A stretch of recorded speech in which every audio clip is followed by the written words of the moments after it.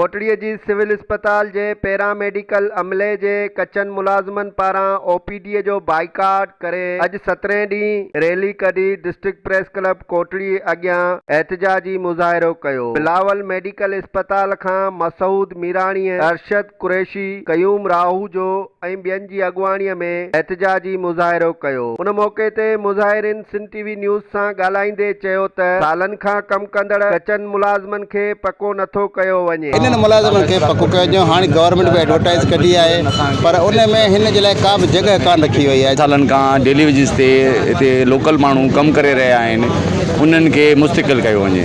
असीं केॾां वञे, असांजो मुतालबो इहो आहे त असांखे रोज़गार ॾींदे, असांजे बच्चनि खे रोज़गार ॾींदे, न त असीं बाक़ाइदे बाहियूं ॾींदासीं, तेल विझी छाड़ींदासीं। असां 15-16 सालनि खां मुसलसिल कॉन्ट्रैक्ट ते कमु करे रहिया आहियूं ऐं उन खां अलावा पहिरियों पघार ॾिनी वेंदी हुई, हाणे उहा पघार बंदि कई वई आहे। ज़रूरत उन ॻाल्हि जी आहे त आला इख्तियारियूं नोटिस वठी पैरामेडिकल अमले जो जाइज़ मसइलो हल कयो वञे। कैमरामैन रफ़ीक कोलाचीअ सां गॾु इस्माइल बारी जो सिंध टीवी न्यूज़ कोटड़ी।